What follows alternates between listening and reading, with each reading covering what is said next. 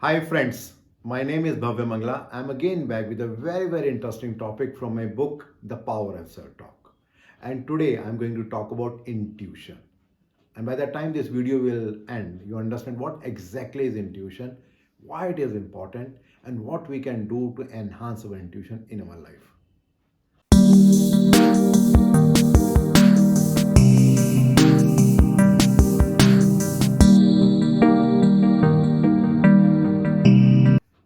Well, if you have seen the recent football World Cup between Argentina and France, you must have noticed that the final decision was taken through the penalty kick. And at that time, only two people were important, the person who was hitting the ball and the other person who was the goalkeeper. And the most interesting thing there is that it was all about intuition. The person who's hitting the ball is hitting the ball in this thinking that whether the goalkeeper will move on right and left. And same thing was happening with the goalkeeper also. He was thinking that where the ball is going to come.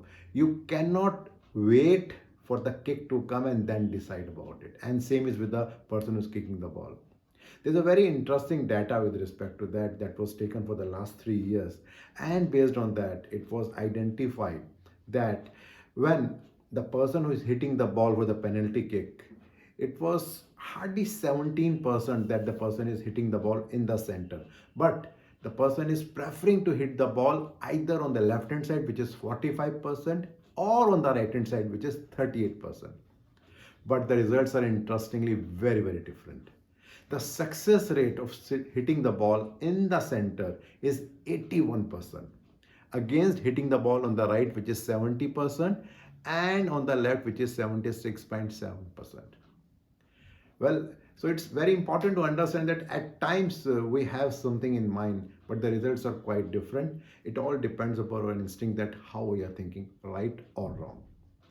Messier said a very interesting thing. He said that the best decisions aren't made with your mind, but with your instinct. We all know that we have got five senses, and these five senses are what? It is taste, sight, smell, touch, and hearing. But there is one more sense, that is the sixth sense. Now, there's no meaning to it, we can't put any word to that, but that is something which we generally use from time to time, and we take some very interesting decision about that.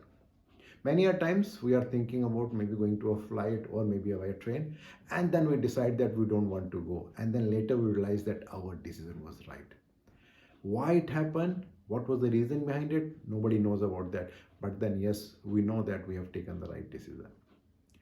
Well, one very interesting thing is that we all are born with a sixth sense. The important thing is that how we are increasing in ourselves and how we are making a part of our life. Very interesting thing said by Steve Jobs. He said that have the courage to follow your heart and intuition. They somehow know what you truly want to become. There's a very interesting book which came in 2005. The name of the book is The Blink, and it was written by Malcolm Gladwell. So in that book, what he was trying to say is that when you see something for the first time, at that time, many a times you make the right decision, that whether it is right or wrong. But when you have that plan thinking and all that, at times you get biased about that. And he said very rightly that there can be as much value in the blink of eye as in months of rational thinking. And somebody has very rightly said that our mind is just like a computer. It's like a superpower. It's only up to us how we are using that knowledge and how we are using that knowledge in such a way that it can work good for us.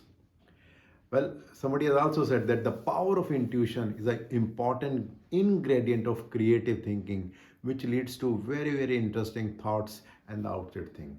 Swami Yogananda said that intuition is the sole power of knowing God. And through intuition, we simply know the answer. At times, we don't know the logical process, but still we know that this is right. But what to do? How to inculcate that intuition in our mind? The first and the foremost thing is meditation.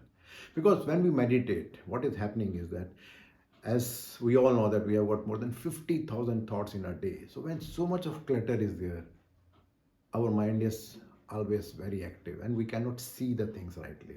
But when we meditate, our thought process slowly goes down, the number of thoughts get reduced, and when it is down, our intuitive power increases, because at that time we can see the things more clearly and we can predict things without knowing any logical thinking. Then another thing is about be in nature as much as possible, because when we are in nature, our mind is again calm and relaxed. And when it is calm and relaxed, that also helps to improve our intuitive power. Lao Tzu has said a very, very interesting thing. As per him, a good artist lets his intuition leads him wherever it wants. Well, in my daily life, I'm challenging myself to keep my mind as much calm as possible so that I can enhance my intuitive power. What you are doing about that? I'm looking for your feedback. Thank you.